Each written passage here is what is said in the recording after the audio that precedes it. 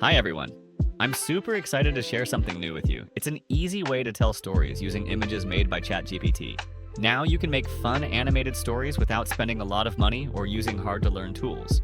Thanks to ChatGPT, it's now much easier to create characters and animations. No more struggling to make things look the same or trying to come up with ideas from scratch. Stick with me, because I'll also share my special prompts and even how to set up everything, totally free. This will save you time and take the pressure off. Here's what we'll cover today, step by step. How I write my script, how I generate images, how I animate the images, how I make the characters lip sync, how I create a voiceover, and finally, how I put it all together into a complete animated video. Sounds fun, right? Let's get started. First, go to chatgpt.com. Then look on the left side and click Explore GPT. Next in the search box, type Animation Script Builder. You'll see it show up, it's this one right here. Click on it, then just click Start Chat. Now in the chat, you can explain what kind of project you're working on. If you already have a script, you can paste the whole thing there, or just describe your idea in detail. For me, I'm just going to write a short description. Write a 3D cartoon animation script about a mom and her son, Liam. The mom tells Liam not to eat breakfast until he brushes his teeth. I'm just doing a quick test, so my idea is very simple and not very detailed. As you can see, it asks me some questions to better understand what I want. For example, how many characters should be in the script? What does the boy look like? Are there any other characters, and what do they look like? What animation style do I want? I chose 3D. In this case, I'm going to say there. Should be two characters, Liam and his mom. Go ahead and come up with the rest details.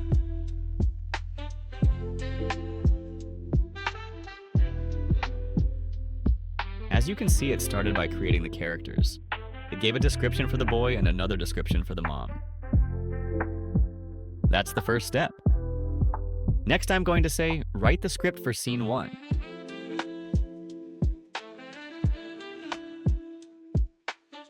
As you can see, it has broken down scene 1 into shots.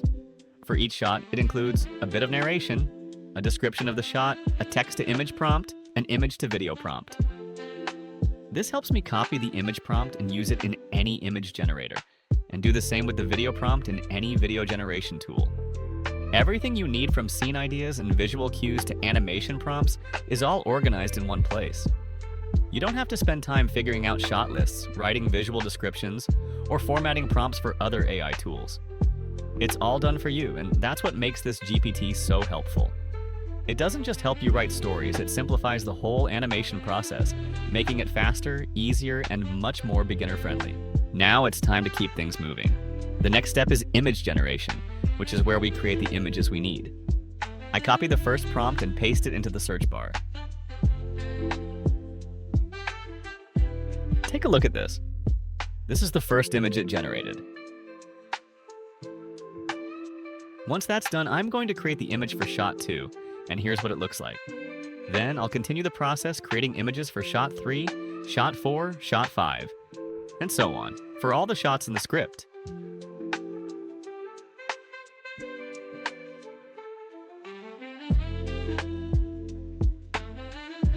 Sometimes the character design might start to lose consistency.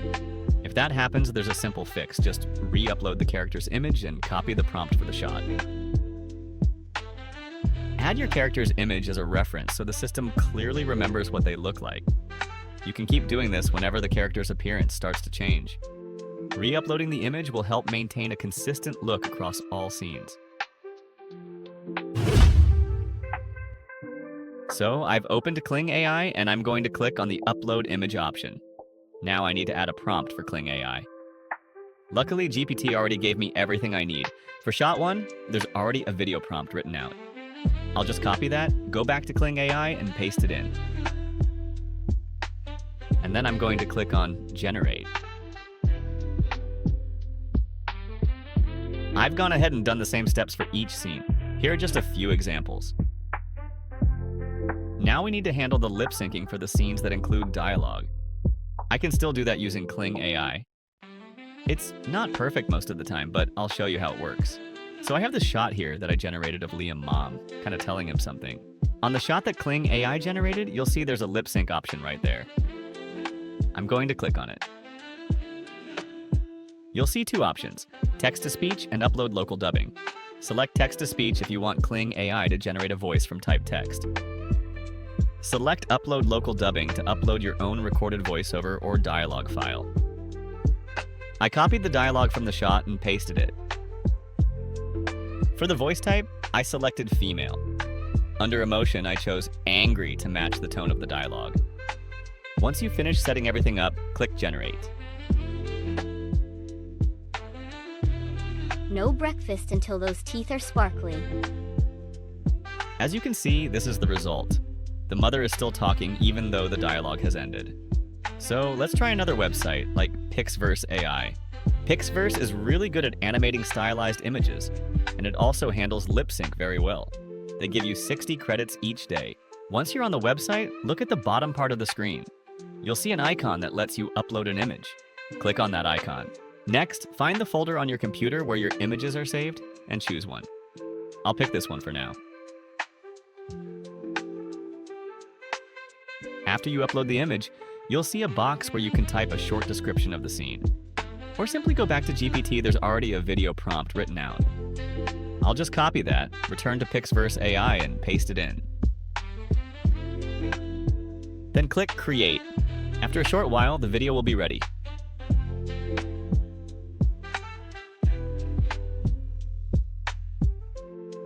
Now I move on to the speech option.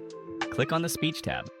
You'll see the generated video appear on the screen. Next to the video, there is an option to upload your voiceover.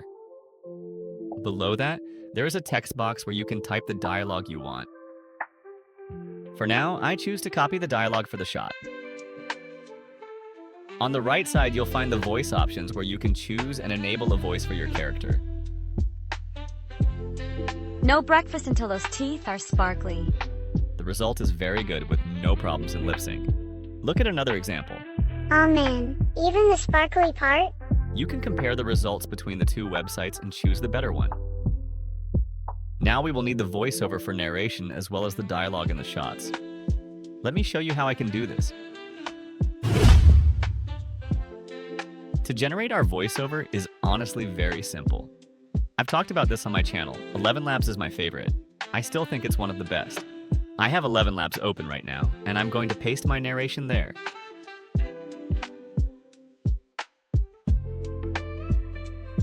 Now I'm going to stop here so we can move on to the final stage. The last thing we need to do is head over to our video editing tool, so we can edit everything together and give it that polished cinematic feel. For this, I'll be using the CapCut app, which is one of the best free editing tools available. It's both beginner-friendly and powerful. Alright, I already have all my files uploaded into CapCut, and now it's time to put everything together. The first thing I'm going to do is drag the voiceover the story narration onto the timeline. The next step is to arrange the video clips according to the voiceover. I'll place each clip in the correct order, making sure they align perfectly with the narration for smooth and seamless storytelling. Once that's done, we can move on.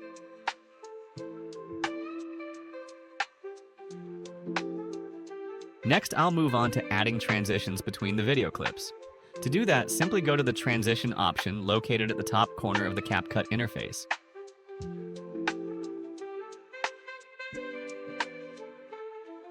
Apply to all, so the transition effect is added to all the clips at once.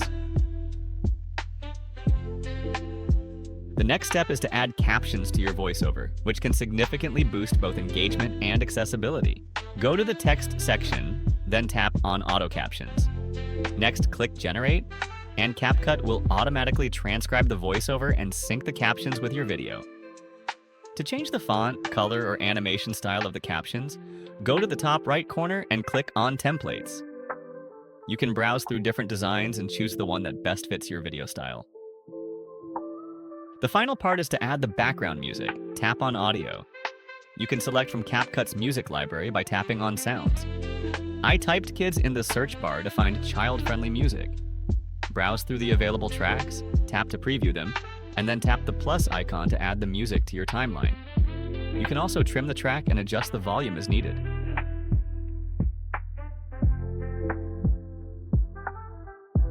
Once everything is in place and you're happy with the edit, the final step is to export your video. Just click on the export button.